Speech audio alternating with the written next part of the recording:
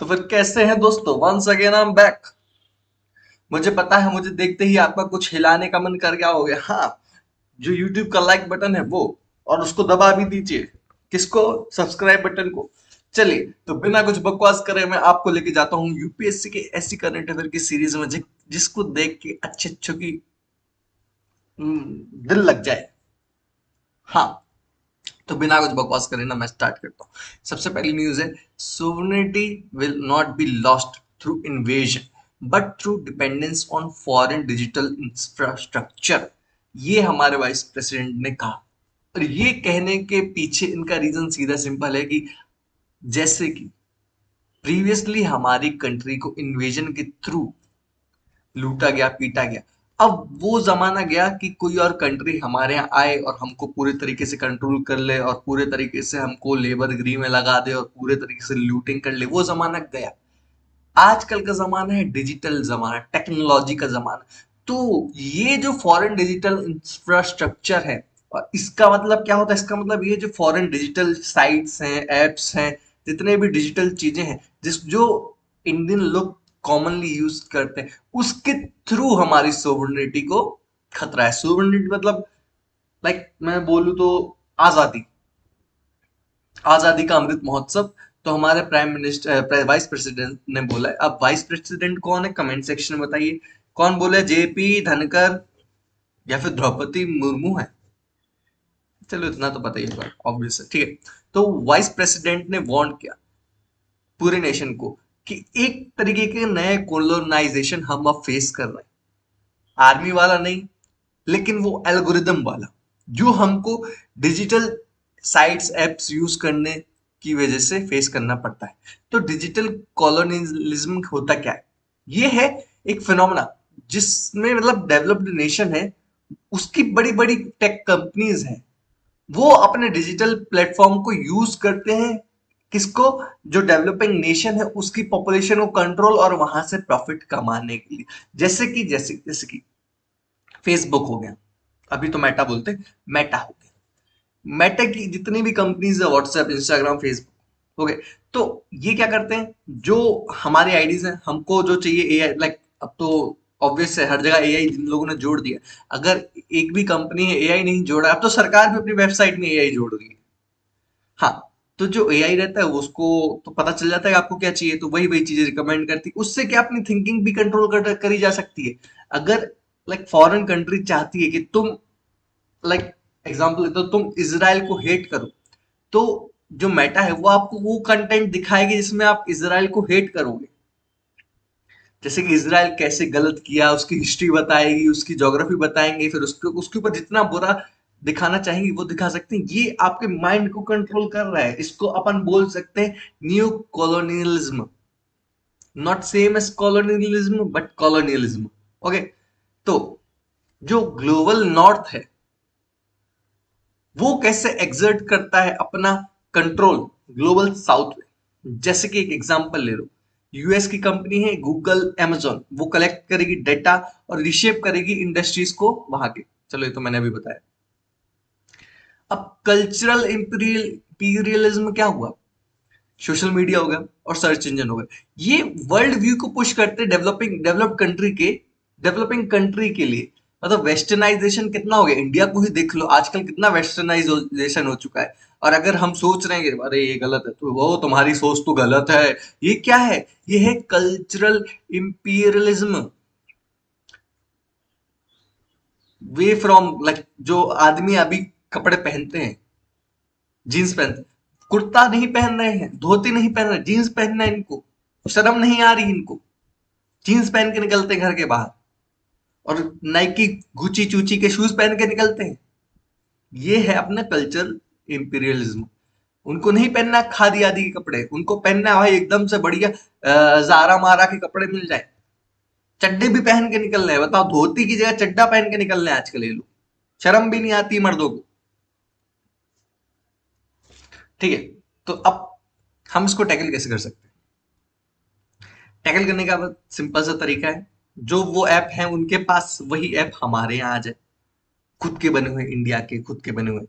तो build indigenous digital system, जैसे कि open network for digital commerce, India stack हो गया, इंडिया स्टैक, स्टैक आपको पता होगा क्या होगा। एनफोर्स डिजिटल लोकलाइजेशन, इंडिया का की इनिशिएटिव इस डायरेक्शन में होना चाहिए कि जो लाइक जो एप्स हमारे यहाँ मेजरली डोमिनेट कर रहे हैं उनके अल्टरनेट जल्द से जल्द बना जाए, जैसे कि चाइना करता है। चाइना का बीडू है, सॉरी बाइडू है, फेसबुक यूट्यूब की जगह बाइडू ही चलता है वहां, मतलब ऐसे ही स्नैपचैट की जगह और दुनिया भर के ऐप, स्नैपचैट चाइना का नहीं, नहीं स्नैपचैट जहां का होगा मुझे कोई आइडिया नहीं, लेकिन हाँ उनके खुद के ऐप्स है, वही आपको करना है, लोकल आपको एप्स बनाने पड़ेंगे। सॉल्यूशन बस यही है इसका। ये तो अच्छा हुआ अभी G20 का समिट हुआ था, उसमें ओसाका ट्रैक साइन किया गया। अभी ओसाका ट्रैक है क्या? ओसाका ट्रैक मतलब मान के चलो कितना कितना कितना स्मार्ट डिसीजन था यूरोपियन कंट्रीज का। वो चाहते थे कि जो डिजिटल डाटा है वो ओपनली फ्लो करे। हमारे यहाँ है 150 करोड़ लोग, उधर है मिलके 50 करोड़ यूरोपियन कंट्रीज में। उनको हमारा डाटा चाहिए, वो तो बिल्कुल डाटा उनके यहाँ बहुत अच्छे बढ़िया तरीके से प्राइवेसी के यूज करते हैं। इनको चाहिए कि हमारा डाटा उनको मिल जाए और हमारे तरीके से पूरे तरीके से ये बिजनेस करे। हमको पूरा कंट्रोल करना चाहते हैं ये डाटा लेके। तभी तो ओसाका ट्रैक हमने साइन नहीं किया था, तेरी रिड्यूस करें इंपोर्ट डिपेंडेंसी किस पे।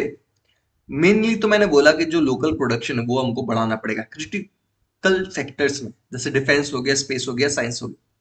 इसमें इंपोर्ट करना तो मतलब बंटाधारी हो जाना। अगर आप डिफेंस में इंपोर्ट डिपेंडेंट बहुत ज्यादा टेक्नोलॉजिकली, तो आपके तो बंटाधार है। अगर किसी कंट्री ने कितनी बार हुआ, कितने वॉर्स में अमेरिका ने हमारा साथ छोड़ा है। अमेरिका जैसा दलाल कोई है नहीं। अमेरिका पे ट्रस्ट करना है मतलब कि 10 बाप की औलाद होना। यस, राइट वर्ड, जो कि पाकिस्तान है।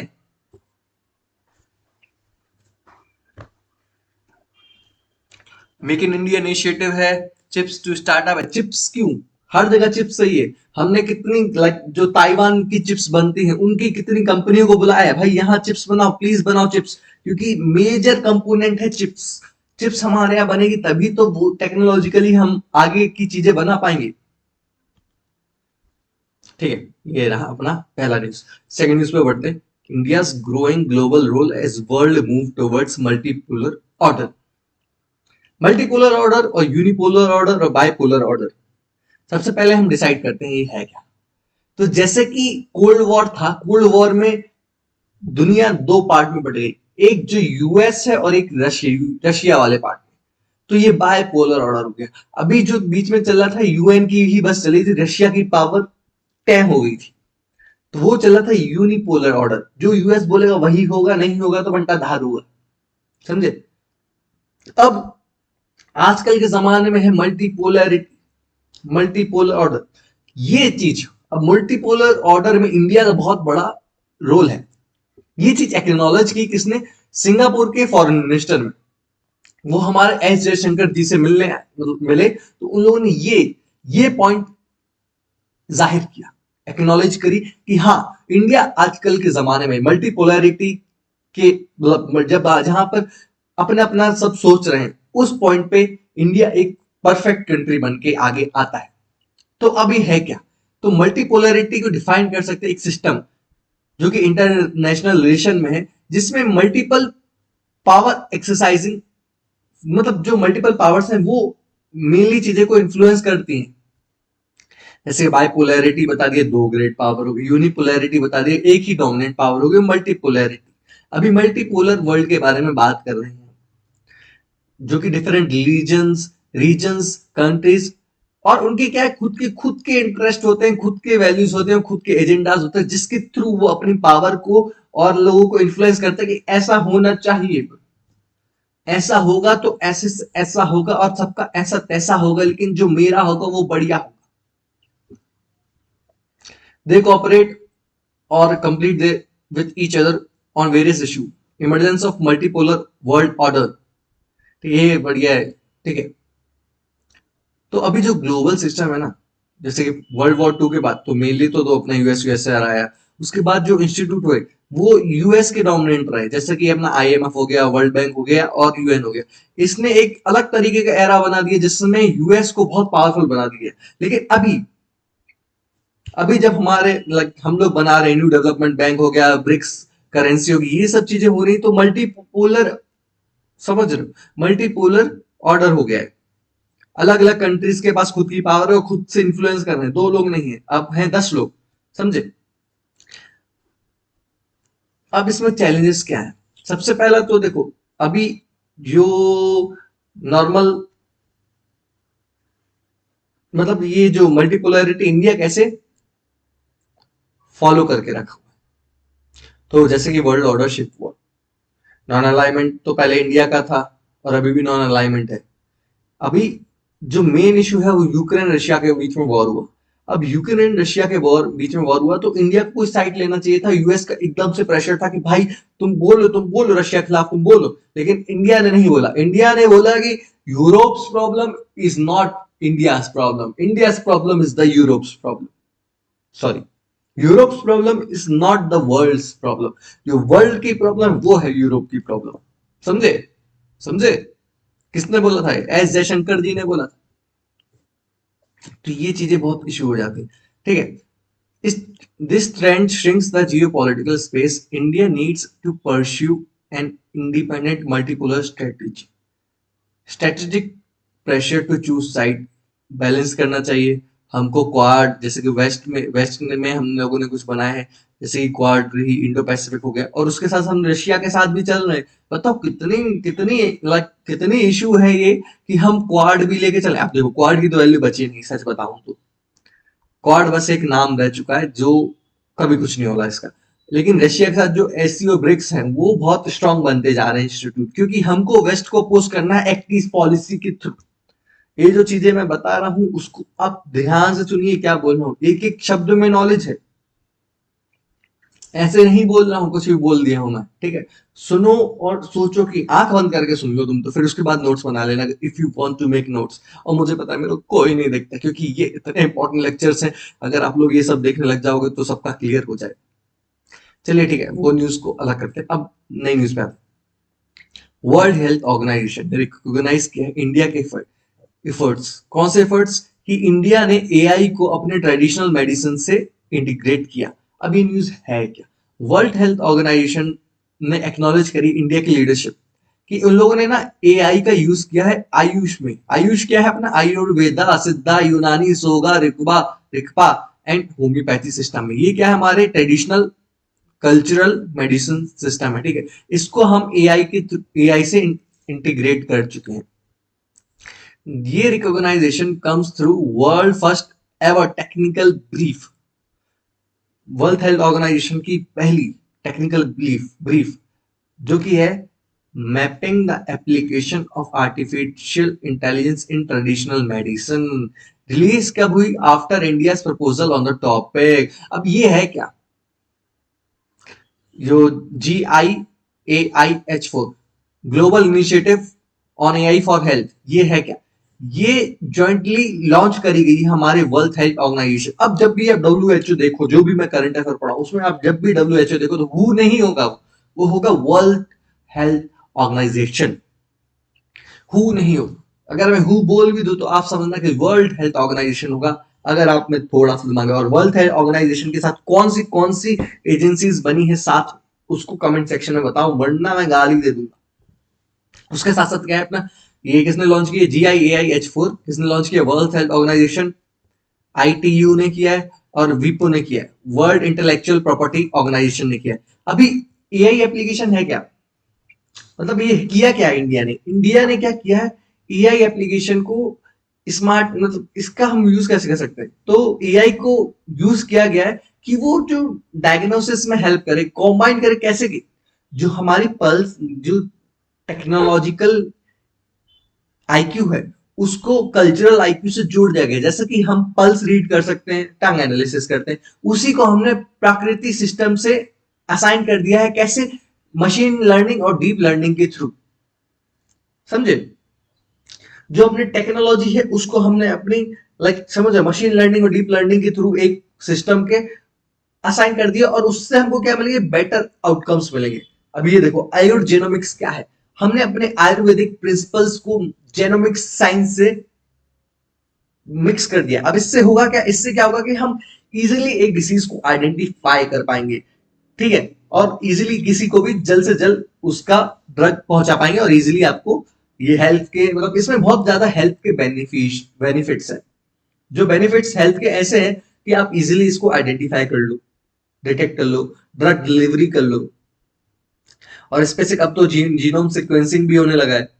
ठीक है, तो उसमें भी स्पेसिफिक तरीके से अब ऐसी मेडिसिन बनने वाली है जिसमें आपको लाइक छोड़ जाने दो, वो अभी डीप टॉक वाली अगर उसको समझाने बैठूंगा तो फिर लंबा हो जाएगा।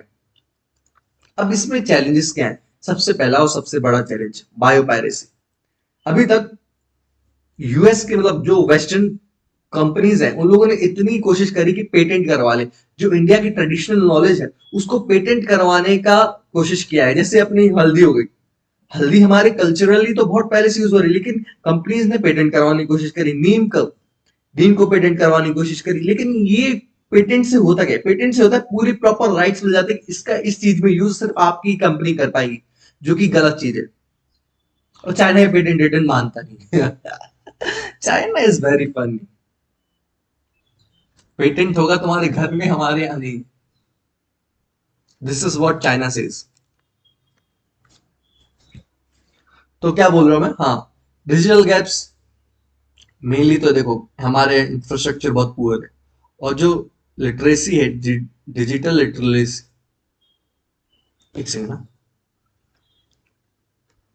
हाँ देखो, इश्यू ये है कि डिजिटल देखो हमारे प्रॉब्लम तो ये रहे कि ये लोग बायो पायरेसी कर देंगे, तो उसका डिजिटल गैप है। हमारे इंफ्रास्ट्रक्चर भी कमजोर है, उसके साथ साथ जो डिजिटल लिटरेसी है वो भी कम है। उससे क्योंकि कम इसलिए क्योंकि हमारे पास लिमिटेड एक्सेस है और यूज है। अभी तो हमको लाइक 10 साल में तो इतनी टेक्नोलॉजिकल एडवांस हुआ जब गवर्नमेंट चेंज हुई।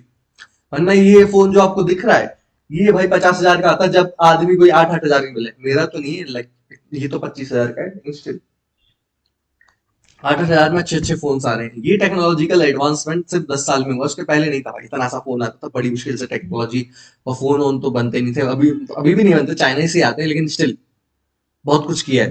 ठीक है, चेंजेस बहुत आए हैं। पहले तो सिलेंडर की लाइन जो लगती थी ना भाई, मैंने देखा है जब मैं नाना नानी के घर जाता था गाँव में, तो वहां पे लगाए भाई ये किलोमीटर लंबी लाइन। क्यों लगाए? सिलेंडर भरवाना। अब तो घर पे आके दे जा रहा है, क्या प्रॉब्लम आ रही है तुमको है? चलो, फिर एक इश्यू है कि क्वालिटी डाटा नहीं है। एआई को चाहिए एक लार्ज और रिलायबल डाटा सेट, जो कि हमारे ट्रेडिशनल मेडिसिन में मिसिंग है। क्योंकि जितना लिखा तो लिखा, नहीं लिखा तो नहीं लिखा, दिमाग में सब कुछ। Localization versus integration, hard to balance relevance of AI tools and global use and standardization, ये भी बात है। To fulfil to fully harness potent of AI in TM, it is essential to adopt World Health Organization guidance on frontier technology to unique needs of TM system. Focus क्या होना चाहिए? Focus होना चाहिए इनका building strong data governance framework, specially क्या, जिसमें rights और knowledge of indigenous people और लोकल कम्युनिटी को प्रोटेक्ट किया जा सके। इंडिया का इनिशिएटिव क्या है? इंडिया का initiative that could facilitate AI in traditional medicine knowledge digital library. तो इंडिया ने क्या किया है जिसके थ्रू हम लाइक इसको कंबाइन कर सकते हैं? सबसे पहला है अपना traditional medicine traditional medicine traditional knowledge digital library. तो है क्या ये ट्रेडिशनल नॉलेज डिजिटल लाइब्रेरी? ये क्या है? डिजिटलाइज्ड ट्रेडिशनल मेडिसिन प्रैक्टिस है। आयुर्वेदा, सिद्धा, सोवा रिग्पा, योग, आयुष ग्रिड, इस सब का मिक्स करके लाइक उस लेकिन डिजिटल लाइब्रेरी जिसमें सब कुछ डिजिटली स्टोर्ड है। आयुष ग्रिड हो गया जो कि 2018 में लॉन्च किया था, एक सेंट्रल डिजिटल प्लेटफॉर्म है जो कि ट्रेडिशनल मेडिसिन के बारे में जितनी भी नॉलेज उसको रखता है। और उसके साथ साथ ही कुछ आयुष ग्रिड कुछ इनिशिएटिव्स को भी सपोर्ट कर रहा है, जैसे कि आयुष हेल्थ हो गया। ठीक है, उसके बाद हम बात करते हैं क्लाउड बेस्ड इंफॉर्मेशन सिस्टम, जो कि हमारे क्लिनिकल एस्टेब्लिशमेंट में यूज करें। सही पोर्टल हो गया, और बहुत सारी चीजें जो गवर्नमेंट ने लाइक ये प्रमोट करने के लिए बनाई है, जैसे कि नमस्ते पोर्टल हो गया। सही पोर्टल के स्टैंडर्डाइजेशन ऑफ आयुर्वेदा हेल्थ। उसके बाद आ गया ठीक है, नमस्ते पोर्टल हो गया जिसमें हम आयुष रिसर्च पोर्टल की like traditional medicine service for Ayush ये रखेंगे। ठीक है, ये दुनिया भर की चीजें, और मैं खुद कंफ्यूज हो गया हूँ, तो I am sorry about it. चलो तुम आते हैं नेक्स्ट न्यूज पे, जो कि है environment ministry exist flue gas desulphurisation. अब सबसे पहले हम बात करते हैं फ्लू गैस क्या होता है, डीसल्फराइजेशन क्या होता है for thermal power plant. Thermal power plant आप सबको पता है। तो अभी ये न्यूज है क्या, तो सबसे पहले आपको बताता हूँ सल्फर डाइऑक्साइड के बारे में। तो सल्फर डाइऑक्साइड क्या है, एक पॉल्यूटेंट है जो रिलीज होती है हमारी फॉसल फ्यूल के बर्निंग में, जो कि मेनली हमारे पावर प्लांट में बर्न होता है। छोटे छोटे सोर्स ऐसे भी होते हैं, इंडस्ट्री वगैरह भी इसमें एड ऑन कर लो। तो SO2 से होता क्या, हमको होता है ब्रोंकाइटिस, जिससे हमको आती सांस लेने में प्रॉब्लम, आर्टरी में फूलन, ये सब होने लग जाती है। और मेनली इससे होती है एसिडिक रेन, जिससे हमारा ताजमहल पिघल रहा है, येलो हो रहा है। ताजमहल मैं गया हूँ भाई, ताजमहल मुझे तो पसंद नहीं है, सच बताऊं। ओवर रेटेड है, ओवर रेटेड कुछ नहीं है ब्रो। जबरन ने वर्ल्ड हेरिटेज साइट बना रखा है उसको, लिटरली बता रहा हूँ, कुछ नहीं है। ऐसे बहुत से लोग होंगे जो आपको बोलेंगे उससे अच्छा आगरा फोर्ट अच्छा है, ताजमहल इस कुछ भी। हाँ तो यह है क्या, तो डीसल्फराइजेशन क्या है, फ्लू गैस क्या है, सबसे पहले हम बात करते हैं फ्लू गैस के बारे में।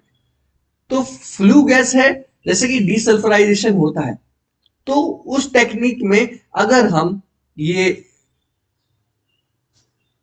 मतलब जब कंबशन होता है, फ्लू गैस है क्या, फ्लू गैस मतलब तब एमिट होता है जब कंबशन होता है फॉसल फ्यूल का, उसके बाय प्रोडक्ट के रूप में फ्लू गैस निकलता है। फ्लू गैस हो गया अपना SO2 हो गया, CO2 हो गया, नाइट्रोजन गैस हो गया, ये सब फ्लू गैस हो गया। तो अभी ये न्यूज क्या है, अभी जो मेनली न्यूज है कि गवर्नमेंट ने किया है कि तुम ईज कर दिए नॉर्म्स को कि तुम और भी ज्यादा सल्फर को रिलीज कर सकते हो। मेनली तो हमारे देखो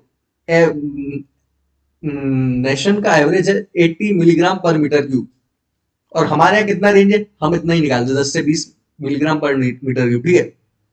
तो ये है हमारे पास अभी और पोटेंट है, हम इजिली इसको यूज कर सकते हैं। इंडिया कोल एक वैसे भी लो इन सल्फर है, हमारे कौन सा कोल मिलता है, पीट कोल या बिटुमिनस या एंथ्रासाइट, कौन सा कोल मिलता है। सल्फेट्स के एक साइड इफेक्ट्स भी है और पॉजिटिव साइड्स भी है। पॉजिटिव साइड तो मैंने बताया, देखो ग्लोबल वार्मिंग तो मतलब इजी है। तो ये देखो बेनिफिशियल साइड इफेक्ट क्या है, पहले कि ग्लोबल वार्मिंग को सप्रेस करता है। कैसे, ये सोलर रेडिएशन को रिफ्लेक्ट करता है और greenhouse gases like offset करता है warming of greenhouse gases, ठीक है। लेकिन IPCC ने नोट किया कि sulphates reduce warming, it never present this as entirely positive without down sides. और रीजन क्या है, मेन चीज तो ये है कि हाई इंस्टॉलेशन कॉस्ट है किसकी, FGD की। FGD क्या है, फ्लू गैस डिसल्फराइजेशन। अब फ्लू गैस डिसल्फराइजेशन होता कैसे, ये मैं आपको बताता हूँ, ठीक है। फ्लू गैस डिसल्फराइजेशन ये होता है, देखो ये सिस्टम, ये एक सिस्टम होता है हमारे पास। अभी तीन सिस्टम है, तीन है जो फ्लू गैस डिसल्फराइजेशन कर सकते हैं। सबसे पहला है dry solvent injection, wet limestone treatment और सी वाटर ट्रीटमेंट। इन तीनों के थ्रू हम फ्लू गैस डिसल्फराइजेशन कर सकते हैं। और ये जो ड्राई सॉल्वेंट इंजेक्शन है और वेट लाइमस्टोन ट्रीटमेंट और सी वाटर ट्रीटमेंट है, ये काम कैसे करते हैं, ये एक स्क्रबिंग टेक्निक है जो यूज करती है हमारे एल्कलाई रिएजेंट, जैसे कि सोडियम और कैल्शियम हो जाएगा, जिससे हम रिमूव कर देते हैं SO2 from flue gas. Okay, ये हो गया हमारी ये वाली न्यूज। अभी ये थोड़ी हेल्थ रिलेटेड एक न्यूज है, ये जानिए। India in grip of silent salt consumption. India जो सॉल्ट इंडिया में जो सॉल्ट का कंजम्पशन होता है वो ग्लोबली से हाई है। ग्लोबली तुमको दिन में एक दिन में 5.6 ग्राम सॉल्ट को कंज्यूम करना पड़ना चाहिए। लेकिन हम क्या कर रहे हैं, हम 10 ग्राम, मतलब रूरल एरिया में अलग और अर्बन एरिया में अलग। रूरल एरिया में हम जो कर रहे हैं वो है अपना 5.6 ग्राम और अर्बन में है अपना 9.2 ग्राम। और एवरेज होना चाहिए लेस देन 5 ग्राम सॉल्ट पर डे, ठीक है। जो मैंने पहले बताया 5.6 वो रूरल का है, हमारा एवरेज होना चाहिए 5 ग्राम से कम होना चाहिए पर डे। एक्सेसिव सॉल्ट से होता क्या, सीधी सीधी बात है, आपको होगी हाइपरटेंशन, स्ट्रोक आएंगे, हार्ट डिसीज होगी और किडनी डिसऑर्डर होंगे, और एक ना एक दिन आप मर जाएंगे।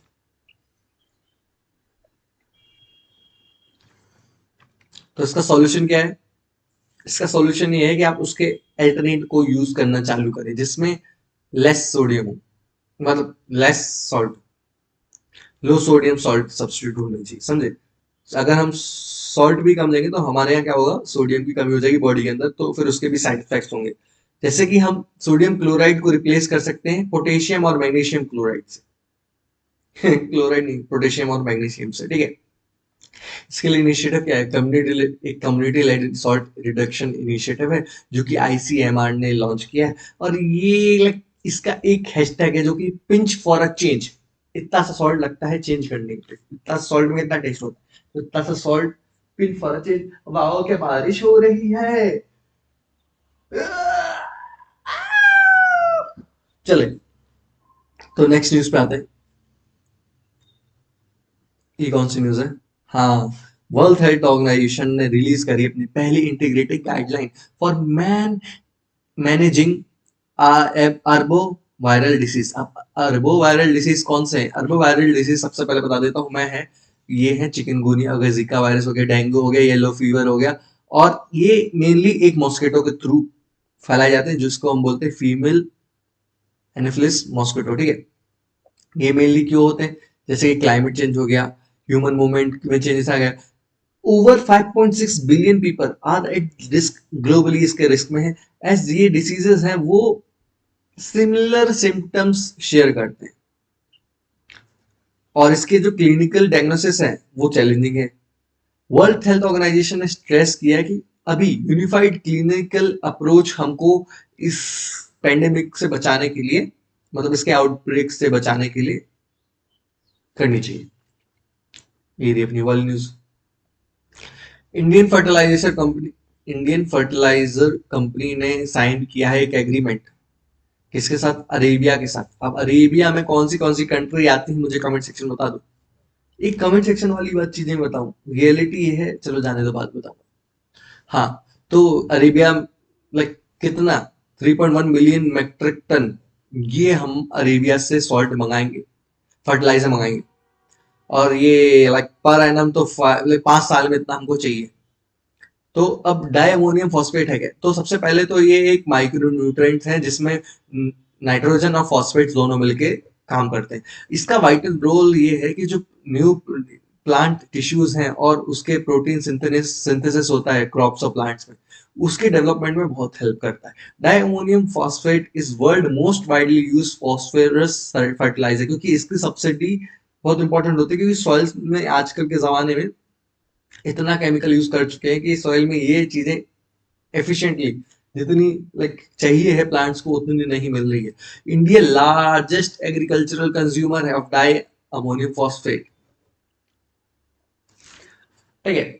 और लाइक हमारे फार्मर्स को तो ये चीज सब्सिडी में मिलती है। अभी मैंने एक मूर्ख आदमी की वीडियो देखी थी, वो मोदी को गाली दे रहा था, मोदी जी इस बोरी में तो लिखा है कि हमको 2600 का बोरी कुछ 800 रुपए में मिल रही है, तो बाकी के जो 1200 रुपए हैं वो कहाँ गए? 1200 नहीं गिरे, बाकी के जो 1800 रुपए हैं वो कहाँ गए मोदी जी? मुझे तो नहीं मिले, किसको मिले? What the fuck? ऐसे अनपढ़ लोगों को ना मेरे लेक्चर सेंड कर दो। नहीं यार, उनको समझ में ही नहीं आई। नहीं, जाने दो उनको, लीव दे वालों। चले तो हम नेक्स्ट न्यूज पे जाते हैं। एस्ट्रोनॉमर्स, जिसने लाइक नासा के डाटा से, एस्ट्रोनॉमर ने नासा के जो ट्रांजिट, एक सेकंड, कॉल क्यों आ रहा है? मेरा हो दे रहो दिन चिन चिन चिन चिन। आपकी फोटो खींच लूं? खींच। हाँ, तो जो एस्ट्रोनॉमर्स हैं उन्होंने यूज किया डाटा नासा का, नासा के लाइक जो सैटेलाइट एक्सोप्लैनेट सर्विसिंग सर्वे सैटेलाइट है उसका डाटा यूज किया है, और उन्होंने एक बढ़िया सा सुपर अर्थ प्लैनेट मिला है जिसका नाम है TOI 1846। अब ये सुपर अर्थ क्या है? सुपर अर्थ का मतलब ये नहीं है कि भाई सीधी सीधी बात है कि जो, समझ रहे हो, ये जो अर्थ जैसा हो, नहीं। ये प्लेनेट है about twice of size of earth, और एक ऑर्बिट करता है अपना एक रेड डॉर्फ को, ठीक है। और ये बहुत लाइक कितना year away, 144 light years away है हमारे यहाँ से, ठीक है। तो ये एक्सोप्लैनेट है क्या, लाइक एक्स्ट्रा टेरिtoriयल प्लेनेट है, जो कि अर्थ के साइज का दोगुना है। अर्थ जैसा नहीं, अर्थ के साइज का दुगना है, इसको सुपर अर्थ कहा गया है। उसमें वाटर है, ऑक्सीजन है, ये सब कोई कोई पॉइंटर नहीं है, बस ये अर्थ के साइज का दोगुना है, तो ये सुपर अर्थ हो गया, ठीक है। और एक्सोप्लैनेट का लाइक चलो ये न्यूज भी यही है, ऐसे ही है, नॉर्मल सी चीज है, वो बस नाम याद रखना, ठीक है। अब हम बढ़ जाते हैं नेक्स्ट न्यूज पे। प्रेसिडेंट ऑफ इंडिया ने 4 नॉमिनेट करे मेंबर इन राज्यसभा, जो कि आर्टिकल सबसे पहले, अगर हमारे प्रेसिडेंट जो कि है अपने द्रौपदी मुर्मू, उन्होंने 4 मेंबर्स को नॉमिनेट किया राज्यसभा में। अब राज्यसभा में टोटल मेंबर्स कितने थे, 250, उसमें से 238 तो इलेक्टेड रहते हैं, 12 नॉमिनेटेड रहते हैं, जो कि आर्टिकल 80 में लिखा है कि ये नॉमिनेट ऐसे होंगे, ठीक है। उसका कंपोजिशन आर्टिकल 80 में लिखा है। और प्रेसिडेंट हमारे 12 लोगों को नॉमिनेट करा करती है स्पेसिफिक फील्ड से, जो कि होगी knowledge, literature, science, social service, role, ministry. और ये किसके अंदर आते हैं, अंडर आते हैं, अंडर किस मिनिस्ट्री के अंदर आते हैं, मेन मेन चीज है किस मिनिस्ट्री इसको हैंडल हैंडल हैंडल करती है, वो है मिनिस्ट्री ऑफ होम अफेयर्स, ठीक है। यही थी न्यूज, बाकी तो बकवास। अब हम बात करने वाले एक ऐसी कंट्री के बारे में जिसने सबसे पहले रेवोल्यूशंस की स्टार्ट करी, लेकिन ये जो अपनी कॉलोनियल लेगेसी है उसको नहीं छोड़ना चाहते। ये रेवुलेट करना चाहते हैं, आजादी के अमृत महोत्सव बनाना चाहते हैं, लेकिन जो अपने अंदर टेरिटरीज रखी उनको नहीं छोड़ना चाहते।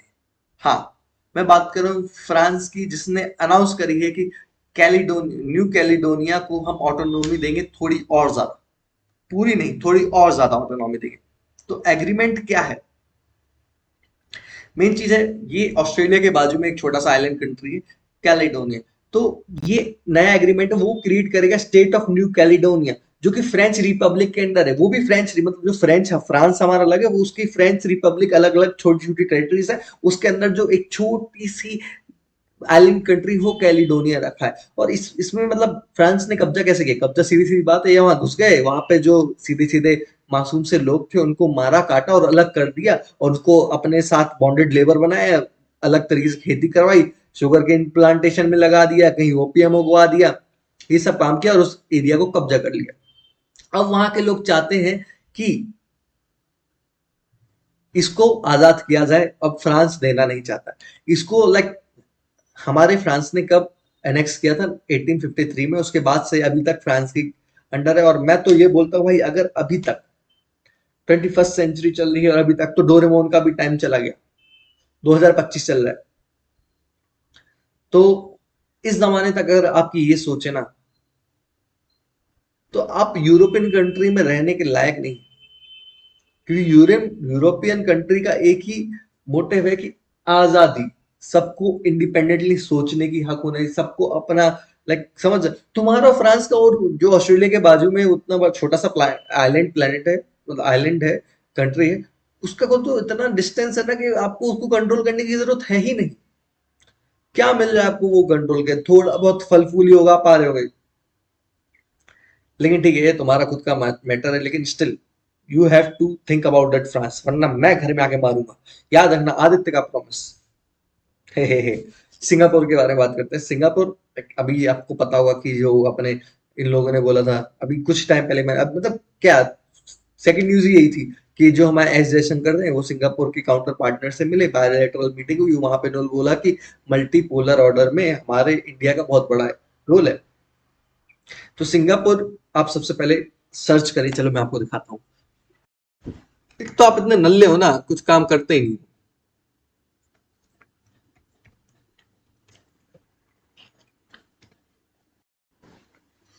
ये है अपना खुला वो दहर, ये अपना सिंगापुर, ठीक है। अब इसकी लोकेशन देखो अबे, हाँ, ये अपना मलक्का स्ट्रेट, आपको क्या दिख रहा है इधर, इंडोनेशिया दिख रहा है, ठीक है। ये अपना हो गया मलक्का, ये मलक्का हो गया, ये सिंगापुर हो गया। अभी यहाँ पर ये देखो जोहर बाहू, ये सिंगापुर स्टेट है, ये एक स्टेट है, मतलब एक आइलैंड कंट्री ही है सिंगापुर। बस नॉर्मल आइलैंड से बड़े है सिंगापुर हमारा। देख लेगा है। अब इंडिया से दिखा देता हूं, वरना बोलोगे अरे ये कुछ नहीं दिखाता, कुछ बताते ही नहीं। ये मलक्का स्टेट हो गई हमारी, ये अंडमान सी हो गया। और आपका, आपको हमारा प्यारा भारत दिख रहा होगा, ये रहा अपना ये हमारा इंडिया।